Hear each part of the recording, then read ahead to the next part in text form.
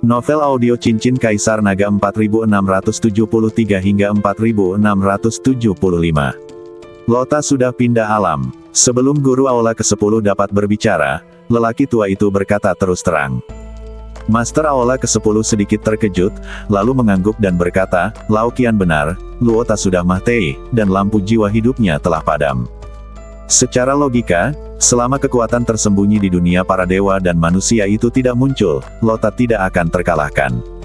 Aku memintanya pergi ke kota Binateng untuk membeli beberapa batu roh abadi, tapi lampu jiwa kehidupan padam dan dia terbunuh.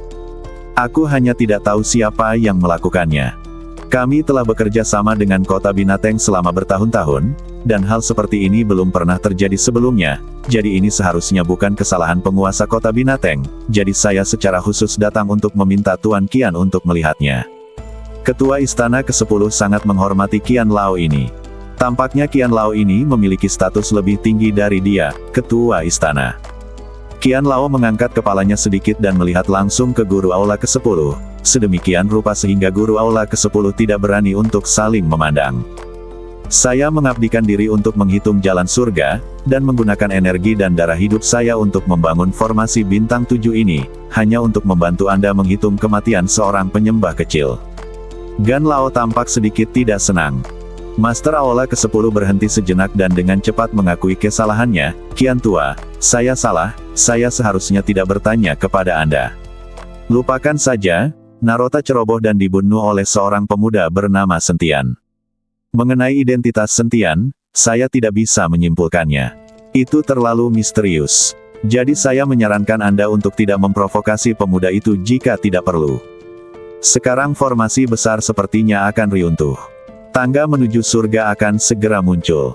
Ketika dunia surga dan umat manusia berada dalam kekacauan, banyak orang akan berbondong-bondong menaiki tangga untuk kembali ke surga. Anda harus membuat lebih banyak rencana." Qian Lao melambaikan tangannya dan berkata, "Saya memahami bahwa tugas saya saat ini adalah menyatukan surga dan dunia manusia dan memperluas wilayah kuil. Tidak peduli jika orang-orang itu kembali ke surga, maka saya akan menjadi penguasa surga dan dunia manusia," kata guru aula ke-10 dengan sedikit gembira. Qian Lao mengucapkan dua kata dengan ringan, lalu menundukkan kepalanya, melihat susunan bintang 7 di depannya dengan hati-hati, dan berhenti berbicara. Setelah melihat ini, guru aula ke-10 tidak berani tinggal lama dan segera berbalik dan pergi. Dia tidak mampu menyinggung orang tua ini. Dia bisa menyimpulkan jalan surga. Bahkan jika Tuan Aula pertama datang, dia akan memberinya wajah. Sentian. Master Aula ke-10 yang kembali ke aula utama terus mengoceh nama Sentian. Terakhir kali Luota dan yang lainnya melarikan diri dari dinasti Xiao, mereka terus membicarakan nama Sentian, dan itu Tuan Si. Hingga saat ini, 10 penguasa istana tidak mengetahui apa hubungan antara Sentian dan Tuan Si. Namun mampu membunuh Lota dan menghidupkannya kembali menunjukkan bahwa lawannya pasti sangat kuat. Sekarang Gan Lao telah memintanya untuk tidak menemui Sentian untuk mencari masalah, tetapi penguasa istana ke-10 selalu tidak mau melakukannya. Luota telah mengikutinya selama bertahun-tahun dan selalu setia, jika tidak, dia tidak akan menyerahkan kepada Luota untuk berbisnis dengan kota Binateng. Sekarang Lota telah terbunuh, jika dia tidak mengambil tindakan apapun, berapa banyak orang di 10 aula yang akan menyerah di masa depan. Setelah memikirkannya berulang kali, niat membunuh muncul di mata guru aula ke-10. "Kemarilah!" teriak guru aula ke-10. Saya melihat seorang pria muda masuk. Pria muda ini mengenakan jubah putih tanpa cacat, pakaiannya berayun lembut tertiup angin, seperti makhluk abadi di awan, tidak ternoda oleh debu. Wajahnya sangat tampan, alisnya yang berbentuk pedang terbang pelipisnya, dan matanya yang dalam dan cerah, seolah-olah dia dapat melihat semua ilusi di dunia, memancarkan semangat kepahlawanan yang tidak dapat dianggap remeh. Pangkal hidungnya lurus, bibirnya ringan dan tegas, dan rambut hitam mengilapnya diikat santai dengan hosta sederhana, membuatnya tampak bebas dan santai tanpa kehilangan keanggunan. Yang paling menarik perhatian adalah pisau panjang berwarna hitam tua yang dipegang erat di tangannya. Bila pisaunya bersinar dengan cahaya dingin yang samar, seperti cahaya dingin di malam hari, memancarkan aura mendominasi yang menakjubkan. Gagang pisaunya diukir dengan garis-garis rumit dan misterius, sangat kontras dengan jari-jarinya yang putih, membuat pemuda ini semakin tampan dan tangguh. Begitu pemuda itu memasuki aula, bahkan udaranya tampak membeku, dan semua kebisingan di sekitarnya sepertinya menghilang darinya. Hanya dia, dan pisau panjang hitam pekat, yang menjadi kehadiran paling mempesona di seluruh aula. Setelah diperiksa lebih dekat, ada banyak kesamaan antara alis pemuda itu dan alis yang ke-10, tetapi pemuda ini sedikit lebih heroik daripada yang ke-10. Master aula ke-10 baru saja mengangkat kepalanya dan menatap pemuda di depannya, alisnya sedikit berkerut, dengan sedikit rasa jijai di matanya. "Siapa yang memintamu keluar?" Guru aula ke-10 bertanya dengan nada dingin. "Ayah, aku." "Diam, siapa ayahmu? Di aula ini, panggil aku penguasa aula." Sebelum pemuda itu selesai berbicara, Master aula ke-10 segera berteriak untuk berhenti. Kilatan keluhan melintas di mata pemuda itu, tetapi dia berkata dengan patuh, "Tuan Istana, saya mendengar bahwa Luo Chongfeng terbunuh dan saudaranya terluka, jadi saya meminta Tuan Istana untuk mengizinkan saya meninggalkan istana untuk membalaskan dendam Luo Chongfeng dan saudaranya." Mendengus. Tanpa diduga, penguasa istana ke-10 mendengus dingin, "Apakah kamu ingin membawa wanita tercintamu kembali ke dunia surga dan manusia? Tinggalkan istana yang menindas ini selamanya." "Aku tidak melakukannya." Pemuda itu menggelengkan kepalanya. "Jangan lupa bahwa kamu adalah anakku. Bagaimana mungkin aku tidak tahu apa yang kamu pikirkan?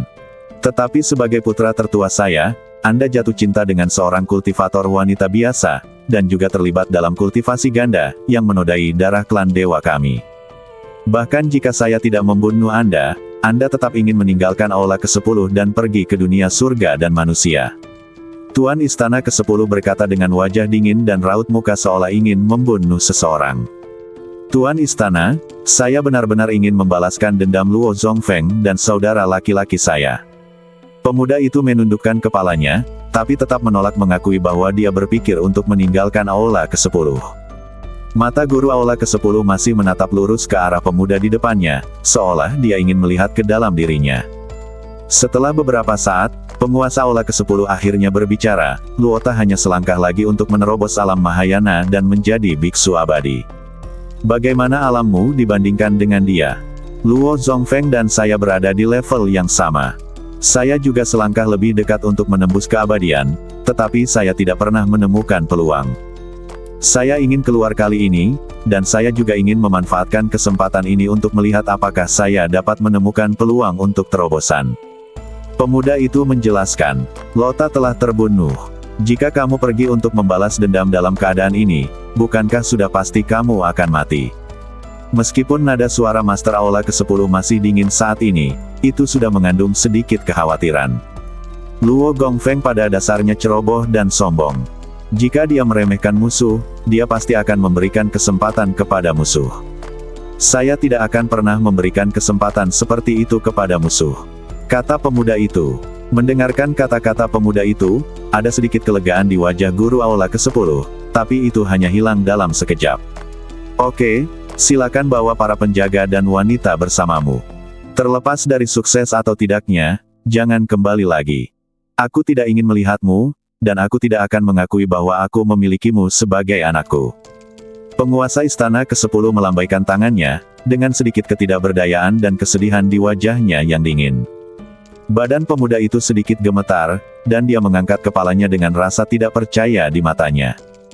Tetapi ketika dia menatap wajah guru aula ke-10, dia menemukan bahwa wajah guru aula ke-10 telah menoleh ke samping. "Anakku, mohon undur diri." Mata pemuda itu sedikit merah, dia membungkuk dalam-dalam dan perlahan keluar dari aula. Di kota Binateng, rumah Yan.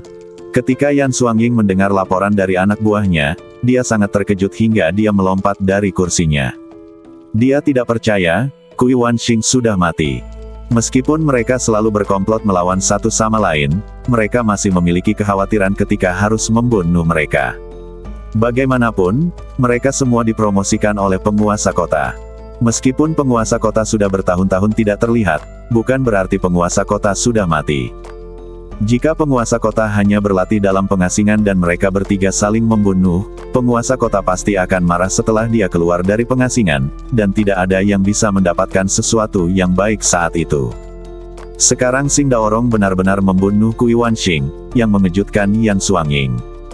Ada juga kemunculan tiba-tiba Luota, yang berada di puncak alam Mahayana tingkat 9.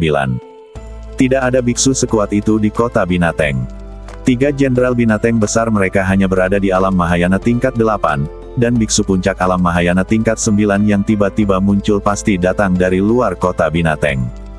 Tanpa kolusi orang dalam, orang luar tidak akan bisa memasuki lingkup kota Binateng buas ini. Jadi Kui Wanxing pasti berkolusi dengan orang-orang dari dunia luar. Yang paling membuat Yan Xuangying panik adalah bahwa seorang biksu Mahayana tingkat 2 telah membunuh seorang biksu Mahayana tingkat 9. Hal yang belum pernah terjadi sebelumnya mengejutkannya. Dalam hal ini, rencananya untuk mendapat untung akan hancur total. Dengan kekuatan Xing Daorong saat ini, dia tidak memiliki kekuatan untuk bertarung dengan Xing Daorong. Apakah kamu mengatakan yang sebenarnya? Yan Xuangying bertanya lagi kepada pelayan itu dengan tidak percaya. Jenderal, itu benar sekali. Tidak ada kebohongan. Saya ditangkap oleh mereka dan dikembalikan, kata pelayan itu dengan percaya diri. Yan Xuangying duduk bersandar di kursi, keringat dingin menetes dari dahinya. Silakan beritahu aku bahwa mulai sekarang tidak ada seorang pun yang boleh memprovokasi orang-orang dari rumah Xing, jika tidak mereka akan dieksekusi tanpa ampun. Yan Xuangying tahu bahwa saat ini, dia tidak punya pilihan lain selain mengikuti Xing Daorong untuk menunjukkan niat baiknya. Kui Wanxing telah terbunuh. Jika dia tidak tahu apa yang dia lakukan, Xing Daorong pasti tidak akan keberatan membunuh satu lagi. Seperti yang diperintahkan, para pelayan menerima perintah dan pergi. Yan Xuangying memiliki pandangan yang bagus, tetapi kebijaksanaan di matanya telah lama menghilang. Di dunia di mana kekuatan dihormati, tidak peduli berapa banyak strategi yang ada, apa yang akan terjadi. Menerima takdirku. Rumah Xing. Sentian dan Xing Daorong telah kembali, dan Bai Zheng serta orang-orangnya terus menambang batu peri. Kui Wanxing sudah mati, dan tidak ada yang berani memanfaatkan urat batu roh peri. Yan Xuangying juga telah diperingatkan. Xing Daorong mengenalnya, dan Yan Xuangying tidak akan pernah sebodoh itu untuk menghadapinya saat ini. Dapat dikatakan bahwa di seluruh kota Binateng, keluarga Xing Daorong sudah menjadi yang terbesar. Selama Xing Daorong mengucapkan sepatah kata pun, dia bisa menjadi penguasa kota-kota Binateng ini. Namun, Xing Daorong tahu bahwa alasan mengapa dia menjadi dominan di kota Binateng begitu cepat pasti karena Sentian. Tuan Sen, saya telah memasukkan semua batu peri yang ditambang pada tahap awal ke dalam tas penyimpanan untuk Anda. Semua batu peri yang ditambang di masa depan juga akan disimpan oleh Tuan Sen. Saya tidak akan mengambil sepotong pun. Xing Daorong berkata pada Sentian. Awalnya disepakati bahwa kedua keluarga akan terpecah, tetapi setelah melihat Sentian membunuh Luota, Xing Daorong berubah pikiran. Dia tidak akan mengikuti Sentian dalam membagi batu peri. Dia akan memberikan semua batu peri kepada Sentian. Yang dibutuhkan Xing Daorong sekarang adalah pohon besar Sentian dalam daftar. Melihat Xing Daorong sangat peka, Sentian tidak menolak, bagaimanapun juga, dia akan membutuhkan terlalu banyak sumber daya untuk budidayanya nanti. Jenderal Xing, sekarang Kui Wanxing sudah meninggal, apa rencanamu selanjutnya? Sentian bertanya pada Xing Daorong. Saya telah mengirim orang untuk mengambil alih rumah Kui. Setelah saya sepenuhnya mengambil alih semua orang di rumah Kui, saya berencana untuk pindah ke rumah tuan kota dan menjadi tuan kota dari seluruh kota Binateng. Lagi pula, tidak ada kabar dari penguasa kota selama bertahun-tahun. Kami bertiga selalu bertanggung jawab mengelola kota Binateng itu. Ini bukanlah pilihan untuk terus seperti ini. Xing Daorong tidak menyembunyikan ambisinya dan berkata langsung kepada Sentian. Setelah mendengar ini, Sentian buru-buru melambaikan tangannya dan berkata, Jenderal Xing, fakta bahwa penguasa kota tidak muncul tidak berarti dia telah pergi. Faktanya, tuan kota Anda selalu ada di sini, dan saya percaya bahwa dia pasti tahu apa yang terjadi di kota Binateng. Apakah Tuan Sen melihat tuan kota kita? Ketika Xing Daorong mendengar ini, dia bertanya dengan heran. Bersambung.